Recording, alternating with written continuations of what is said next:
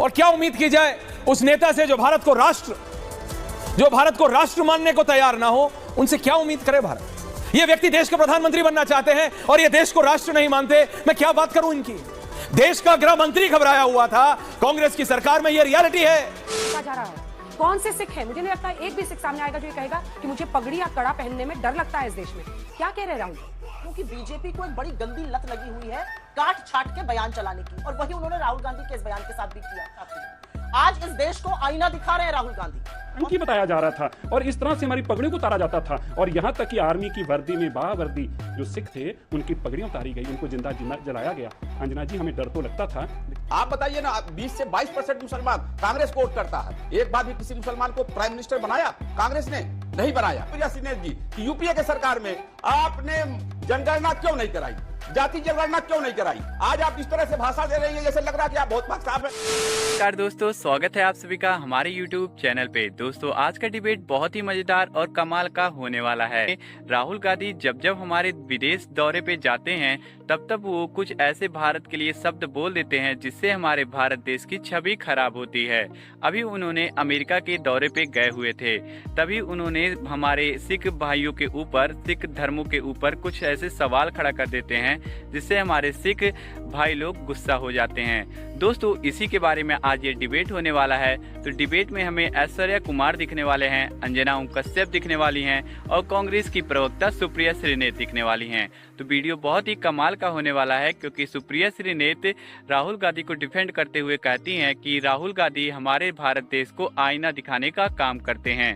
तो इसी पे बहुत ही मजेदार सवाल उनसे पूछा जाता है जिसका जवाब वो देने से हटती हैं। तो चलिए दोस्तों, मेन डिबेट को शुरू करके देख लेते हैं। वीडियो बहुत ही कमाल का होने वाला है। अगर आप सभी को वीडियो पसंद आएगा तो चैनल को सब्सक्राइब कर लीजिएगा ऐसी और भी वीडियो देखने के लिए। चलिए शुरू करते हैं। शुरुआत ऐश्वर्या के एजेंडा से, और एजेंडा में बात राहुल गांधी की नहीं, क्योंकि मैं थक चुका, क्योंकि मुझे अब ये बीजेपी तो इसको डेलिबरेट बदतमीजी कह रही है, मैं कह रहा हूं बेवकूफी है या क्या है, आई डोंट नो। पर यह बात अब तय है कि जितनी बार राहुल गांधी विदेश की सरजमी पर जाके किसी से बातचीत भी करेंगे तो वो भारत के बारे में ऐसी प्रतिक्रिया देंगे कि सब कुछ गड़बड़ है। और क्या उम्मीद की जाए उस नेता से जो भारत को राष्ट्र मानने को तैयार ना हो? उनसे क्या उम्मीद करे भारत? मैं आपसे पूछता हूं, पहली बार आपने दर्शकों, देश की जनता ने उनको एक संवैधानिक पोजीशन पे बिठाया है। He is the leader of opposition. लेकिन बात सिंपल है, ये व्यक्ति देश के प्रधानमंत्री बनना चाहते हैं और ये देश को राष्ट्र नहीं मानते। मैं क्या बात करूं इनकी? इसलिए आज बात इनकी नहीं, इन्हीं की पार्टी के एक और नेता सुशील कुमार शिंदे की। सुशील कुमार शिंदे पर पर्सन महत्वपूर्ण नहीं है, लेकिन वो कांग्रेस पार्टी की जब सरकार थी तो देश के गृह मंत्री रहे हैं। यानी अब मैं अगर बीजेपी के कंपैरिजन में बोलूं नंबर 2, लेकिन कांग्रेस में तो प्रधानमंत्री खुद नंबर 2 थे, क्योंकि सोनिया गांधी नंबर 1 थी। तो वो नंबर 2 तो नहीं थे, लेकिन जो भी थे बहुत महत्वपूर्ण थे, क्योंकि देश के गृह मंत्री थे। और देश का गृह मंत्री जब ये बोले कि here is a home minister who goes there without any fear, लेकिन मेरी फटती थी। क्या बोला तूने? वो किसको बताऊं?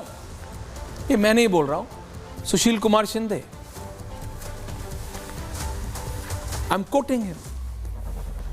मैंने तो यही सुना था सुशील कुमार शिंदे जी, जब आप गृह मंत्री थे तो कश्मीर में बम फटते थे। तो गृह मंत्री, मैंने पूछा शुभम और धीरज से, भाई ये क्या फटने की बात कर रहे हैं? ये किसके फटने की बात कर रहे हैं? इन्होंने उस समय गृह मंत्रालय को बताया क्यों नहीं क्या फट रहा है? लेकिन बाद में उन्होंने मुझे समझाया कि व्हाट ही मीन्स इज कि वो घबराए हुए थे। देश का गृह मंत्री घबराया हुआ था कांग्रेस की सरकार में। ये रियलिटी है। जम्मू कश्मीर जाने में चेंज ऑफ ग्राफिक्स, जब देश का गृह मंत्री, दर्शकों चेंज ऑफ ग्राफिक्स, जब देश का गृह मंत्री जम्मू कश्मीर जाने में घबराए, उस सरकार से आप क्या उम्मीद करेंगे?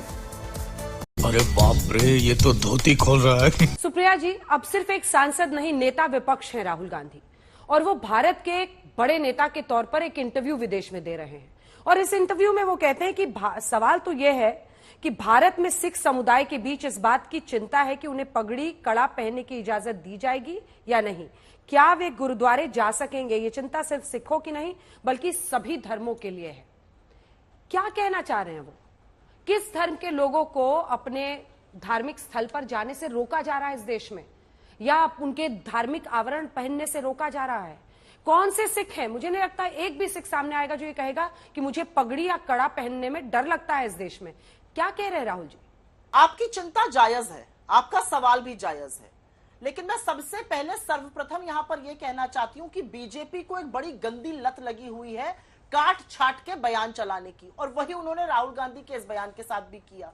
राहुल गांधी जी हर धर्म हर वर्ग को अपनी पोशाक, अपनी भाषा, अपनी संस्कृति की बात कर रहे थे, इन्होंने उसको सिखों से जोड़ा।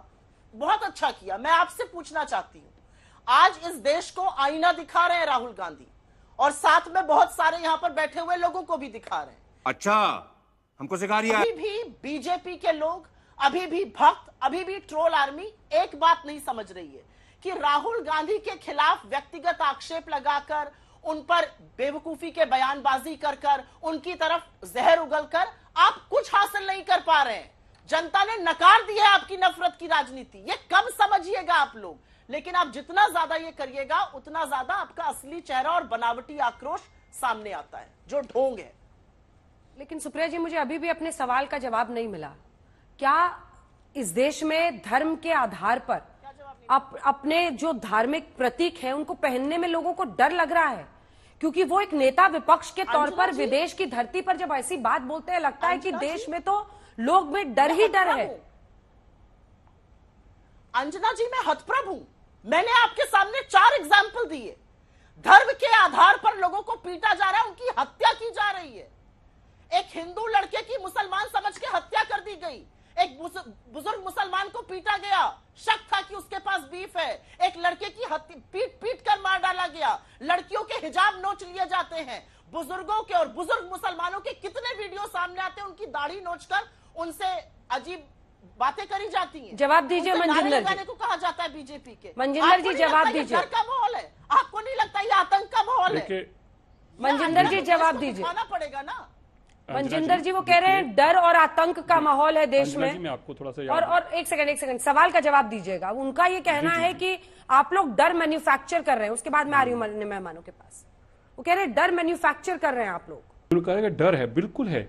अब देखिए, हमारे सबसे पवित्र स्थान श्री दरबार साहब पे तोप टैंकों से हमला किया जाता है, तो राहुल गांधी जी ने जो सोचकर बोला, मुझे लगता है कि कहीं ना कहीं उनको अपने राज्य की सब बातें याद आती हैं। उनको याद आता है कि कैसे जो तिवाड़ी तब राज्यसभा के एमपी थे कांग्रेस के, वो राज्यसभा के अंदर खड़े होकर कह रहे थे ज्ञानी जैल सिंह को ये आतंकी है। ज्ञानी जैल सिंह राष्ट्रपति को ये कहा जाता है ये आतंकी है, और फिर यह भी कहा जाता है पार्लियामेंट हाउस के अंदर कि ये जो राष्ट्रपति भवन है ये आतंकियों का गढ़ बन चुका है, क्योंकि ज्ञानी जैल सिंह वहां पे राष्ट्रपति थे। यही नहीं, अभी और सुनिए। मैं आपको यह भी बताना चाहता हूं, जो संजय गांधी की धर्मपत्नी सोनिया गांधी जी को कहा गया था ये सिख की बेटी है, ये सांप की बेटी है, गद्दार की बेटी है, हमें इस तरह से विलिफाई किया जा रहा था, हमें इस तरह से सिखों को आतंकी बताया जा रहा था, और इस तरह से हमारी पगड़ियों को उतारा जाता था। और यहां तक कि आर्मी की वर्दी में बावर्दी जो सिख थे उनकी पगड़ियां उतारी गई, उनको जिंदा जलाया गया। अंजना जी, हमें डर तो लगता था, लेकिन वो दशक अलग था जब हमें डर लगता था, जब देश के प्रधानमंत्री मंच पर खड़े होकर कहें कि ये इन लोगों का मरना जायज था क्योंकि बड़ा पेड़ गिरा है, धरती हिलती है। जब ये प्रधानमंत्री खड़े होकर कहें तो हमारा डरना जायज था, हमें डराया जाता था। एमएच खान साहब, आपके पास आते हुए आरक्षण के मुद्दे पर मायावती जी इतना क्यों अग्रेसिव हो रही हैं? राहुल गांधी ने तो ये कहा है कि जब फेयर प्लेस बन जाएगा तब आरक्षण को खत्म करने की बात होगी। अब तमाम विपक्षी पार्टियां ये कहती हैं कि वो बीजेपी का सहयोग कर रही हैं। अपने लोगों के आरक्षण की बात करना बीजेपी की मदद हो गई, ये कौन सी बात हो गई? अरे ये यूपीए की सरकार थी। अभी प्रिया श्रीनेश जी बता रहे थी कि हमने सरदार जी को बनाया मुख्य प्राइम मिनिस्टर। आप बताइए ना, 20 से 22% मुसलमान कांग्रेस को वोट करता है। एक बार भी किसी मुसलमान को प्राइम मिनिस्टर बनाया कांग्रेस ने? नहीं बनाया? यूपीए की सरकार में आपने क्यों नहीं जाति गणना कराई? आज आप रो रही है जाति गणना कराएंगे। अरे आरक्षण तो कोई माई का लाल छीन ही नहीं सकता है। आरक्षण तो वो चीज है जो बाबा साहब भीमराव अंबेडकर देके गए हैं, कोई नहीं छीन सकता है। अब ये बताना है ना प्रिया सिन्हा जी कि यूपीए के सरकार में आपने जनगणना क्यों नहीं कराई, जाति जनगणना क्यों नहीं कराई? आज आप इस तरह से भाषा दे रही है जैसे लग रहा कि आप बहुत पक्ष साफ है। कोई पक्ष साफ नहीं है। आरएसएस के भगवत मोहन बिहार में जाके क्या कह दिए कि आरक्षण पर बहस होनी चाहिए, इस पर विचार होना चाहिए। तो ये दोनों पार्टियां एक ही जैसी बात कर रही हैं। अब अनुराग भदौरिया बैठे हैं, इनके साथ इनका गठबंधन है। मुजफ्फरनगर में दंगा हो गया, वहां नाच देख रहे थे सैफईम बैठ के लोग। ये लोग क्या आरक्षण की बात करेंगे? आज उत्तर प्रदेश सरकार में जो अपोजिशन लीडर है वो ब्राह्मण को बनाया इन्होंने। 2 ब्राह्मण 10 ब्राह्मण जीत के आए थे और 2 ब्राह्मण बचे, 7 ब्राह्मण चले गए बीजेपी में और मुसलमान जीत के आए 36। एक ने एक मुसलमान को हक नहीं दिया, किसी भी पद पे मुसलमान को नहीं बैठाया। ये सारे लोग ऐसे ही भाषण देते हैं, करते कुछ नहीं है, किसी का हक नहीं देते हैं, ये नाटक करते हैं। बैठ सुप्रिया जी से आपने सवाल पूछा तो वही जवाब दे दो। अच्छी नहीं लगती है। हाँ, सुप्रिया जी जवाब दे दीजिए। ठीक है, हमने नहीं किया जातिगत जनगणना, ठीक है, हमने नहीं किया इंस्टीट्यूशनल सेंसस, तो क्या गलत को सही कभी नहीं किया जाएगा? क्या हमेशा जो गलत है वो गलत ही रहेगा, उसको सही नहीं करेंगे? मनजिंदर जी वो खुद ही मान रही हैं कि सत्ता में 60 साल तक मतलब कांग्रेस ने गलत किया, यही कह रही है ना आप सुप्रिया जी? 60 साल तक राज रहा, गलत किया कांग्रेस। मैं ये नहीं कह रही हूँ। सॉरी। तो दोस्तों हमारा वीडियो यहीं पे खत्म हो चुका है। दोस्तों राहुल गांधी और राहुल गांधी के सभी प्रवक्ता एक नंबर के झूठे हैं। वो कब क्या बोल देते हैं उन्हें खुद ही नहीं पता होता है। वेल दोस्तों, इस वीडियो के बारे में आप लोग का क्या राय है? आप लोग की जो भी राय है आप लोग कमेंट बॉक्स में हमें जरूर बताइएगा। अगर आप सभी को ये वीडियो पसंद आया है तो वीडियो को लाइक कर दीजिएगा और ऐसी और भी वीडियो देखने के लिए आप लोग हमारे चैनल को सब्सक्राइब कर लीजिए, क्योंकि हमारे चैनल पे ऐसी डिबेट वीडियो आता रहता है। तो दोस्तों इस वीडियो को आप सभी लोग अपने दोस्तों के पास ज़्यादा से ज़्यादा व्हाट्सएप के थ्रू भेज सकते हैं, जिससे ज़्यादा से ज़्यादा लोगों तक ये वीडियो जाए और ज़्यादा से ज़्यादा इस वीडियो को रीच मिले। तो दोस्तों अभी हम आप लोग से विदा लेते हैं, मिलते हैं नए शानदार वीडियो के साथ। तब तक के लिए आप सभी लोग अपने घर वालों का और अपना ध्यान रखिएगा। जय हिंद, जय भारत, वंदे मातरम, जय जय श्री राम।